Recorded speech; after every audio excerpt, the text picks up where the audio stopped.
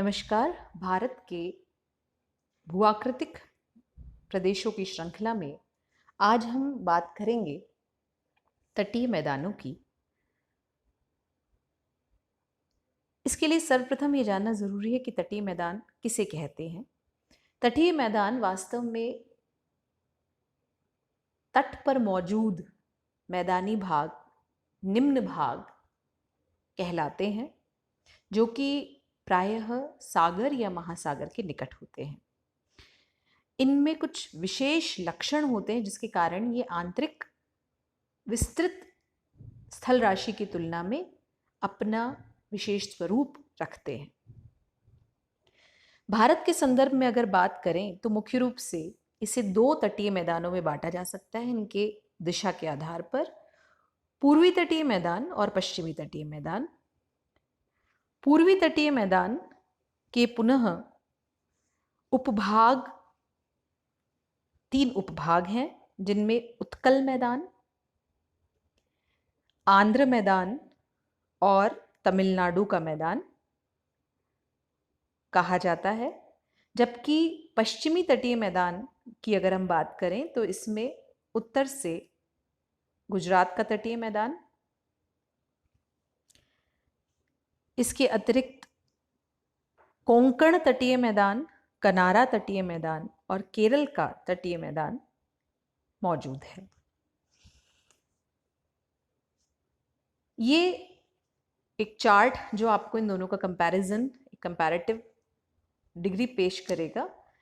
पूर्वी तटीय मैदान का विस्तार मुख्य रूप से बंगाल की खाड़ी, जिसमें गंगा के डेल्टा से दक्षिण में कन्याकुमारी तक है, और ये पश्चिमी तटीय मैदान की तुलना में अधिक विस्तृत भी है। इसमें प्रमुख जो लेक्स पाई जाती हैं वो Chilka lake, Pulicat lake, Kolleru lake हैं। कई नदियां यहाँ पर डेल्टा बनाती हैं, जिसके कारण ये पश्चिमी तटीय मैदान की तुलना में अधिक विस्तृत है। इनमें Mahanadi delta, Godavari delta, Krishna delta और कावेरी डेल्टा मौजूद हैं। पश्चिमी तटीय मैदान की अगर हम बात करते हैं तो इस तटीय मैदान का विस्तार अरब सागर में रन ऑफ कच्छ से कन्याकुमारी तक है, और ये पश्चिमी घाट के दीवार के समान होने के कारण, इसके पूर्व में दीवार के समान स्थित होने के कारण ये तुलनात्मक रूप से सकरा है। इसके कोस्टल स्ट्रिप्स यानी इसकी कोस्टल तटीय पट्टी को, जैसा कि हमने बात कही कि मुख्य रूप से 3 उपभागों में बांटा जाता है, जिनमें कोंकण तट, जो कि गोवा और दमन के बीच में है। ये बहुत डाइसेक्टेड कोस्ट लाइन है, कटीफटी तटरेखा है, इरेगुलर भी है, और यहाँ पर कई छोटी छोटी सीजनल नदियाँ जो कि मौसम के अनुसार प्रवाहित होती है, वो यहाँ पर प्रवाहित होती हैं।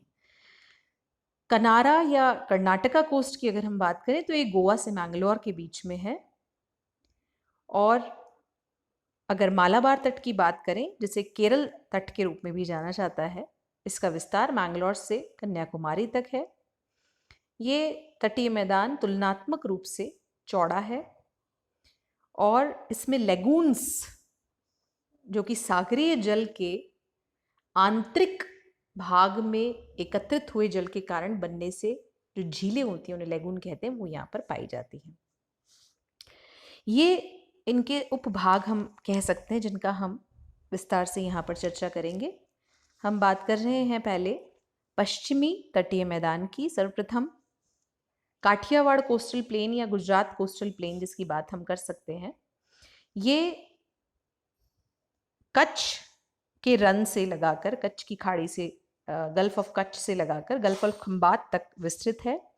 यहाँ पर ज्वारीय पंख मैदान पाए जाते हैं, और इस क्षेत्र में वायुड़ और जलोढ़ जमाव पर्याप्त मात्रा में मिलते हैं।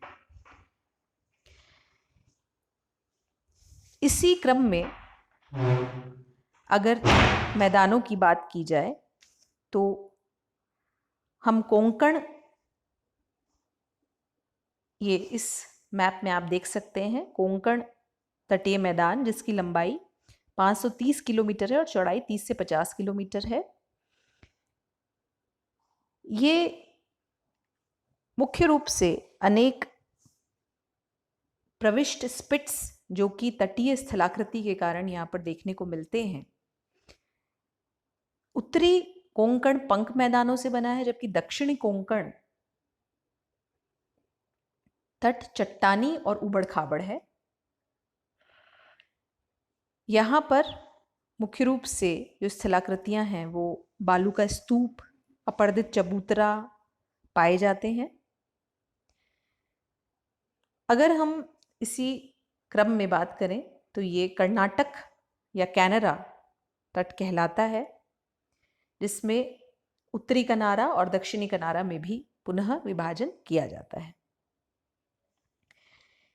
इसी क्रम में हम आगे बढ़ें तो मालाबार तटीय मैदान, जो कि लगभग 550 किलोमीटर लंबा है, केरल राज्य में अवस्थित है।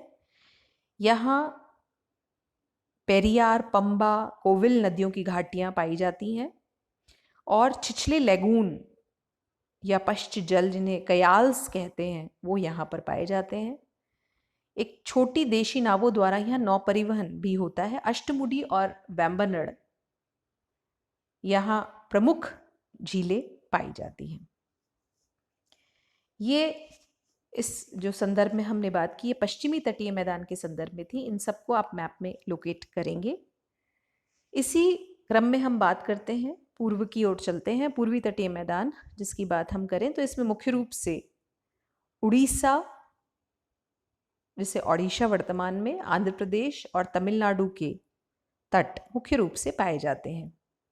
ये पूर्वी घाट और बंगाल की खाड़ी के बीच में अवस्थित है और उसकी तुलना में अधिक विस्तृत और चौड़ा है।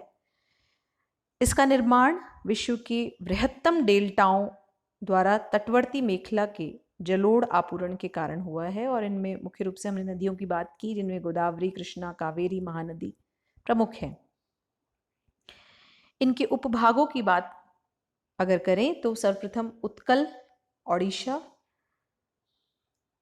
तटीय भाग है, जो कि 400 किलोमीटर की लंबाई में है और महानदी के मुहाने के पास डेल्टा जमाव के कारण मैदान की लंबाई बढ़कर 100 किलोमीटर तक हो जाती है। यहाँ पर महानदी का डेल्टा भी दिखाया गया है। और इसके दक्षिणी क्षेत्र में सबसे बड़ी खारे पानी की झील चिल्का झील भी पाई जाती है, जिनके किनारे बालू का स्तूप की पर्याप्तता मिलती है। इसी तरह ये आंध्र तटीय मैदान है, जिसमें पुलिकट झील आप देख सकते हैं और इसमें कृष्णा और गोदावरी के डेल्टा जमाव पाए जाते हैं और दोनों डेल्टाओं के बीच कोलेरू झील प्रमुख झील, एक और झील पाई जाती है।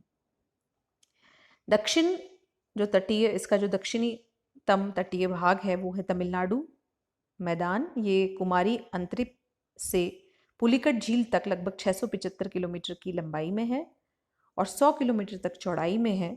कावेरी नदी के मुहाने के समीप इसकी चौड़ाई बढ़ जाती है, क्योंकि डेल्टाई जमाव के कारण यह और अधिक चौड़ा हो जाता है। यहाँ पर कई लघु प्रवाल द्वीप भी पाए जाते हैं, जो मछली पकड़ने के लिए भी उपयोगी हैं। इन सभी तटीय मैदानों को आप मैप में इंगित करेंगे। ये एक स्लाइड है जो कि इस सारे जो फीचर्स, जिनके जो प्रमुख फीचर्स हैं, ये आपके लिए बहुत इंपॉर्टेंट है। आप चाहें तो इसका स्क्रीनशॉट भी ले सकते हैं।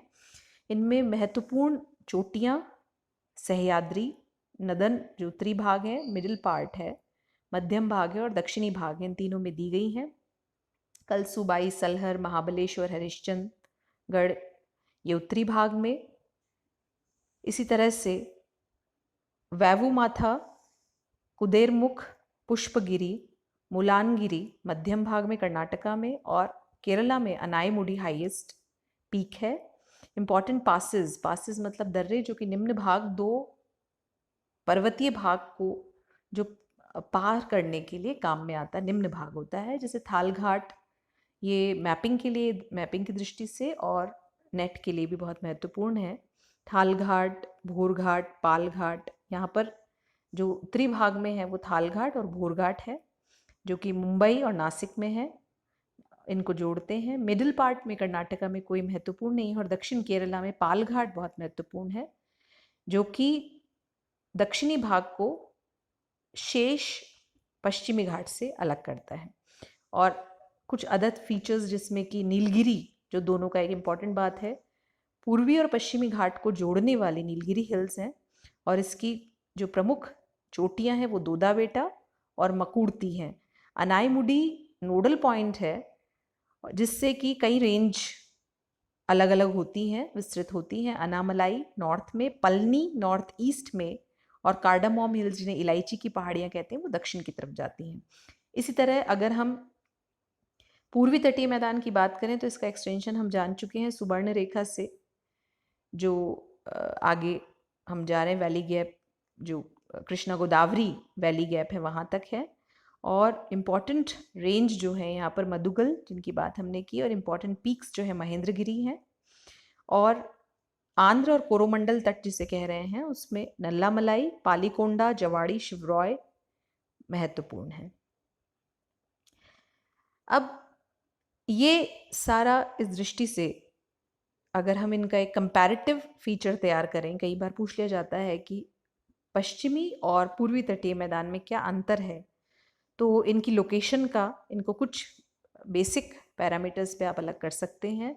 इनकी लोकेशन के बेस पर, इनकी चौड़ाई के आधार पर, जैसा कि हमने देखा कि पश्चिमी तटीय मैदान सकरा है, जबकि पूर्वी तटीय मैदान कई नदियों के डेल्टाओं के निर्माण, उनके अवसाद जमा करने के कारण काफ़ी चौड़ा है। और पश्चिमी तटीय मैदान में कम नदियां पाई जाती हैं, जबकि पूर्वी तटीय मैदान में अनेक नदियां हैं जो डेल्टा बना रही हैं। एक और महत्वपूर्ण बात कि पश्चिमी तटीय मैदान पे जो नदियां हैं वो एस्चुरी बना रही हैं, मुहाना बना रही हैं। मुहाना, जैसा कि प्रीवियस में हमने जाना था फिजिकल ज्योग्राफी में, मुहाना वो स्थान है जहाँ पर नदी सीधे समुद्र में प्रविष्ट हो जाती है, सीधी रेखा में, एक धारा के रूप में।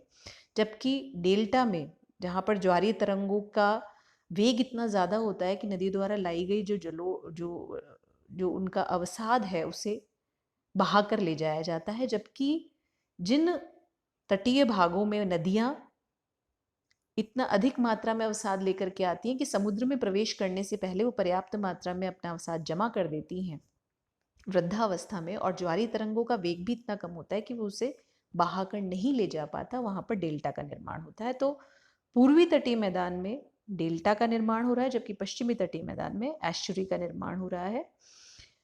इसी प्रकार से इनके जो सेक्शंस हैं वो पश्चिमी जो तटीय मैदान है उनमें 3 सेक्शंस मुख्य रूप से डिवाइड किए गए हैं, कहीं कहीं पर 4 सेक्शंस जिनकी बात हमने की है, जैसे गुजरात, कोंकण, कन्नड़ या कनारा और मालाबार। जबकि पूर्वी भाग में नदन सरकार भी कहा जाता है इसे, नदन सरकार, और दक्षिणी भाग को कोरोमंडल कोस्ट, कोरोमंडल तट भी कहा जाता है।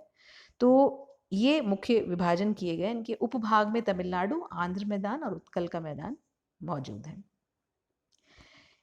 इस संपूर्ण संदर्भ में अगर हम बात करें तो अगर तटीय मैदानों की महत्ता की बात करें तो कृषि की दृष्टि से यहाँ पर कई स्पाइसीज की खेती होती है तटीय भागों में, मसालों की खेती है।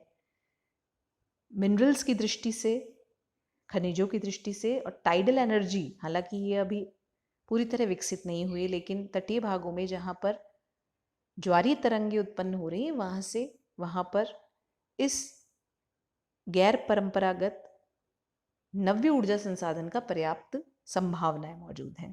पोर्टल दृष्टि से, यानी कि पत्तनों की दृष्टि से, व्यापारिक दृष्टि से बहुत महत्वपूर्ण है। टूरिज्म, पर्यटन की दृष्टि से, रेवेन्यू अर्निंग करने में, और इकोलॉजिकल बैलेंस, बायोडाइवर्सिटी की दृष्टि से ये बहुत महत्वपूर्ण तटीय मैदान जो भौतिक आकृति है उसे स्वीकार किया गया है। आशा करती हूँ कि ये टॉपिक आपको समझ में आ गया होगा और इसकी मैपिंग आप पूरी कर लीजिए और अपने नोट्स तैयार कर लीजिए। नेक्स्ट वीडियो में हम भारत के आइलैंड्स के बारे में पढ़ेंगे। तब तक टेक केयर,